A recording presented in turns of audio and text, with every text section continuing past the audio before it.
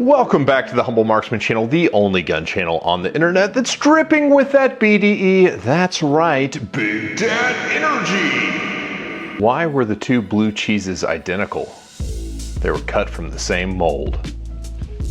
I'm David and this is the Staccato P. Now this is the basic 2011, meaning that it is the normal 2011, the starting point for the actual name brand of 2011, but it's not super basic and I'll tell you more about that. In this video we'll be answering the questions of kind of the history of why they're called 2011s and where Staccato sort of came from.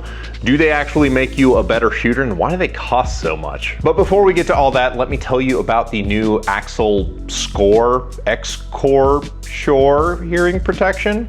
Long story short, they are AirPod style hearing protection that are fantastic for shooting matches, being out on the range, talking to other people. They also have Bluetooth functionality. These have become my standard new going to the range and film by myself hearing pro because the Bluetooth sounds so good. I shot an 11-stage match wearing these and the batteries lasted all day and I didn't even need to recharge it going to the range 6 times. So if you want to save 15% on the Axil XCOR, then use code HUMBLE15 and follow the link in the description. So if you're new to this game, Staccato wasn't always Staccato. Staccato started life as STI, or Strayer Trip International. They're based out of Georgetown, Texas, and they got their start in competitive shooting. Originally, it was kind of tuning up 1911s, till eventually they came up with a modular 1911 design where they could fit basically a high-capacity magazine onto a modular grip. So part of the magic was that they had this polymer grip with a steel frame and the single action trigger that we all know and love from 1911s. They had to name it something, and at that point in history, it was about 1990 when the company got its start, and because George Jetson and all that kind of stuff, we got to look to the future. So when they had a high capacity 1911, the obvious name for it would be the 2011. That has become trademarked, and now you can see the 20 Star 11 that you are familiar with at all of the gun ranges, and that's where it sort of came from. Now the original configuration of this gun was for USPSA IPSC style shooting. They eventually grew it into open guns, and basically all open guns being shot at a competitive level today are a derivative of this design. And to that point, the term 2011 has become like Kleenex to tissues, where it's like, hey, can you hand me a Kleenex? Is talking about getting a tissue. So it's the name brand that everybody thinks of when they think of a modular double stack 1911, they say 2011. But to be truly 2011 style, basically there needs to be a grip that bolts onto the actual frame. This is the gun right here, the serialized part. This is just a polymer grip that bolts on basically with this screw right here and this screw right here at the front of the trigger guard. Move forward in history, the original gun that everybody thought of with STI was the Edge. It was a 40 Smith & Wesson gun that was used in limited or standard division for competitive shooting. Fast forward to 2019 and STI introduces the Staccato line of pistols, and that was their duty lineup of guns, which everybody was like, why are you doing this? Because you're a competitive shooting company. And then the next year in 2020, they rebrand the whole company to just Staccato. They dropped all of the other competitive shooting guns. And initially, I believe the product offering was just the P, which this is here, the C, which is a single stack, and the C2, which was the compact version of this gun. And I think there was like an R or something at one point that they don't make anymore. Now, fast forward to today, they make the XC as well as the XL, bringing back the 5-inch slide guns. But all of them are set up in this kind of duty trim. And the P represents what they believe to be kind of the ultimate duty gun. This particular one, it's available in either a steel or aluminum frame. This is a steel framed gun. The whole thing is DLC coated, including all of the small parts. All of the small parts are made out of tool steel as opposed to metal injection molded or MIM parts, which means they're gonna have a long lifespan. The tolerances are set up in such a way that the guns will be reliable out of the box and not have to be fire fit together with a, extended break-in period that some guns are known for. And the general features of the gun are set up for duty, meaning it has a short rail with a single rail slot. It has ambi safeties that are trimmed down so that they don't get in the way. The trigger out of the box is about 4 pounds, which is a little bit heavy for a single action gun. And it's going to come with 2 flush mount 17 round mags, as well as an extended 20 round magazine in a very nice range bag. That said, the guns are not cheap. This gun, the base price for the DPO model, which is the optics ready format, is about $2,500, just shy of, and that does not include optic plates. So you're gonna have to buy your own $160 optic plate from Dawson Precision, and they will send you an optic plate. So really, if you want to mount an optic on the gun, it's really nearly $2,700. Now, I bought mine used, so I paid a couple $100 less than that, but I mean, what do you really get for all of this money? Like, what are the things that make this thing so expensive? So what makes 2011 so expensive? First and foremost, they're all milled on a machine. A lot of the guns you're probably comparing this to in your mind already have polymer frames or perhaps cast metal frames, which is an entirely different price point. The milling process is going to generate significantly more waste, as the machine is literally going to cut the frame out of the basic billet material. Then on top of that, so are all the small parts. If you think about most service guns are coming with stamped sheet metal or potentially metal injection molded parts, including some $1,000 guns that are coming with MIM parts these days. And there's none of that here. All of the small parts that you see on this gun are made from tool steel, meaning that the same process that cuts the frame and the slide is the process used to cut the small parts that then have to get fit together. Now, you can train any technician how to use a 3/32 punch, and they can put together a Glock reasonably well. This gun is going to take a little bit more futzing with, just because there are more pieces. It's based off the 1911 design, which is pretty straightforward, and if you know how to work on a 1911, you can generally flex onto a 2011, but you're going to have more armor's tools at your disposal in order to do a good job on this. Keeping the momentum going, all of the parts on the gun are DLC coated. That's diamond-like carbon, which is not an inexpensive coating to get. If you go out and look and see what it costs to get a gun DLC coated, you'll see immediately that there is some value there, including like the hammer and the safeties and the slide stop. They're all DLC coated, and that's going to add to the cost as well. The magazines are expensive, and I don't know why this is, but they are. The magazines that come with this gun are available for sale for about $70. Yeah, $70. If you want to buy the competition grade ones that are even, more robust and heavier grade steel, those are like $125 to $150. I know it's a lot of money, but that's just unfortunately the price point that these magazines go for. There are the magazines that the Springfield Armory Prodigy comes with that will work in this gun that cost $40, but they're always out of stock because people are buying them because they don't want to buy $70 magazines. So a lot of people are probably immediately thinking, well, I've got whatever my favorite striker service pistol is, and it costs, a quarter. I could buy 4 of them for what one of those costs, and you absolutely can. The level of refinement is not as high. It's going to be easier to shoot well with a gun like this than whatever your preferred service pistol is, and there's a couple of reasons of why that is. First and foremost, this has the legendary 1911 style trigger, which is a sliding trigger straight to the rear. And what that means is that you don't have to work that hard at the trigger pull. If you look at that, that's all the take up you get. I am on the wall and then I pull straight through. That is all the over travel we get. And then there is the reset right there. It's almost like double clicking a mouse. This one is set up at 4 pounds from the factory. Similarly, when shooting this and just going to point it, it's like going like this and pointing with your finger. That's the same presentation of a 1911. It's exactly the same as just pointing at something like this. If you do the same thing, you see I'm still pointing. It's exactly the same way. So there's no deviation of your wrist or anything like that you'll have to learn. It is the supernatural pointing index, so it's very easy to get the sights on a gun like this. You can learn how to get the sights on any gun that you want, having the index come up and the sights be perfectly aligned, but it's just a lot easier. It's just so natural with how that it's set up. It's like throwing a punch. Anybody is generally going to have a good time finding the sights. This is a middleweight gun. I believe this thing weighs about 36 ounces-ish with the optic mounted on it. And it shoots like a little bit of a heavier gun. And the reason that I say that is because it has the plastic grip. Like a middleweight gun is easy to point at stuff, but the plastic grip is going to deform when you shoot the gun in recoil. The plastic actually compresses a little bit, which soaks up some of the energy that would otherwise dump into your hands.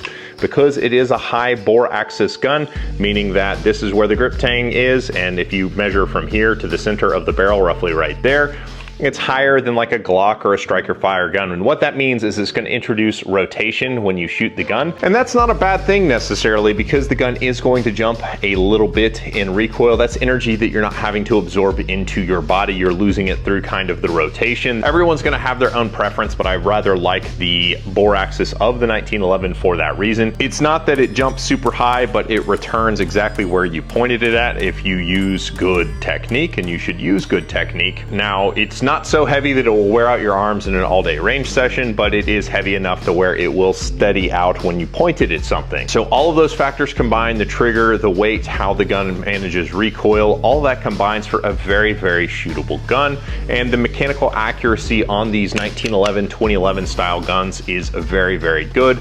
You will have basically no excuses if you're missing your target. That said, while the gun is easy to shoot, I would not recommend a single action only gun for beginners. And that's because there is complication associated with it. It's kind of a trend right now for people to pin the grip safeties on these guns using rubber bands. You'll see pictures of it all over Instagram. Stop it. Stop doing that. These grip safeties are designed in such a way that you basically can't grip the gun without actuating it enough to where the trigger goes. All you're doing by pinning the grip safety is introducing the potential where if you drop the gun with the safety off, it's more likely to go off.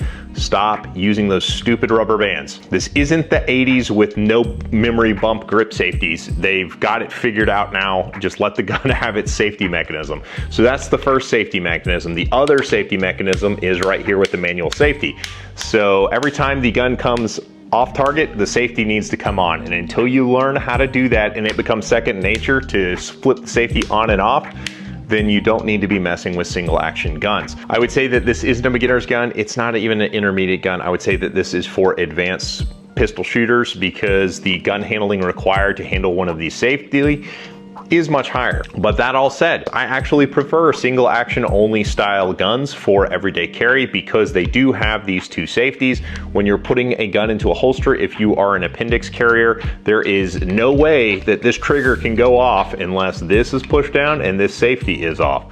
So since those two conditions are met, they are super safe for reholstering with a muzzle close to your body, which is why I like them. Similarly, when you present a target and you have a good firing grip, your thumb has to rest on the manual safety like this. This is wrong. If you do this and you bump the safety on in recoil, which I have seen happen multiple times to new shooters, and I've been shooting longer than you've been alive, guys, I've seen both of them do that.